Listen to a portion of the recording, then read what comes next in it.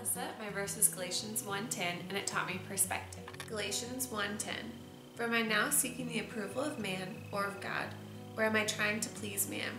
If I were still trying to please man, I would not be a servant of Christ. So I think my favorite part of this verse, but also like the kind of scary part, is the very end where it says, I would not be a servant of Christ if I was trying to seek the approval of man. And when I first read that, I was like, oh my gosh, like that's really harsh. Like, I'm just a teenage girl. Like, of course I'm seeking the approval of man. Like, it's not a big deal.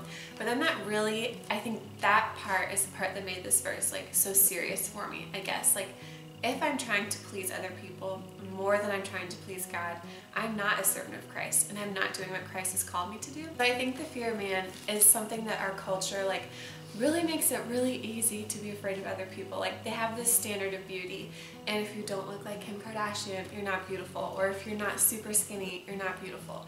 Or, you know, if your skin isn't perfect, you're not beautiful. Which I talk a lot about beauty because I think that's how a lot of women fear people the most. But I also think you can fear people in like how funny you are, or how smart you are, or what success you're striving for. And so when we're trying to like please men, we're seeking after things that aren't God's glory. So bringing glory to God is having an eternal perspective, and wanting to please people that are here on earth is having like a really short perspective. So like, for example, I had this boyfriend that I did a lot to like seek his approval. A lot of things that like were not bringing glory to God, and I wanted him to like me so much, you know, and I wanted everyone else to think I was the best girlfriend ever when they looked at, you know, our relationship. And a lot of those things were just not bringing glory to God. And now I don't even speak to him anymore. So it's hard because if I would have had an eternal perspective, I would have thought, man, like maybe in just 6 months I won't be talking to this guy anymore, and it won't matter all the things I did to like seek his approval.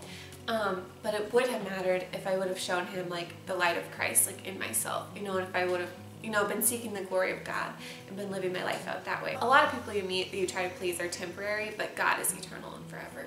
Falling in love with the Word has kind of been like a long trip for me. You know, like having a dad as a pastor, like anytime I had a question or anything, I never had to look it up for myself. You know, I have a pastor in my house, so I would always just say, Dad, what does this mean? You know, and he'd be like, well, look at this verse, and look at this verse, and look at this verse, you know, and I'd be like, oh, cool, you know. And then I went to college, and for the first time ever, I did not have my dad there to answer all my questions.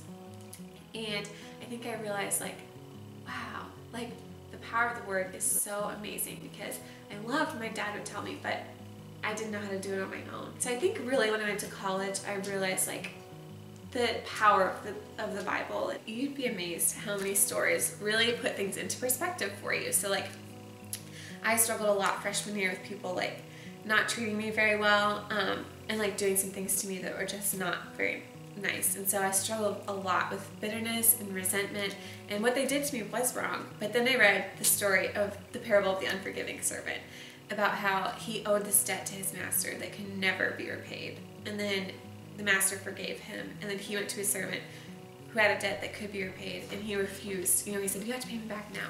And I thought, oh my gosh, like all these people have wronged me, but how much more have I wronged God? You know, and so reading scriptures like that really helped me to like not be bitter or angry or like hold this resentment in my heart towards those people, and it just helps me like grow in my relationship with Jesus.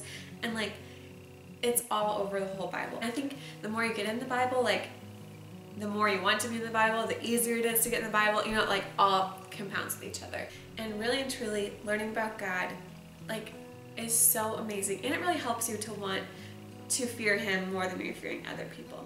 My name is Alyssa, and the Bible became more than words for me when I learned about having an eternal perspective in Galatians 1:10.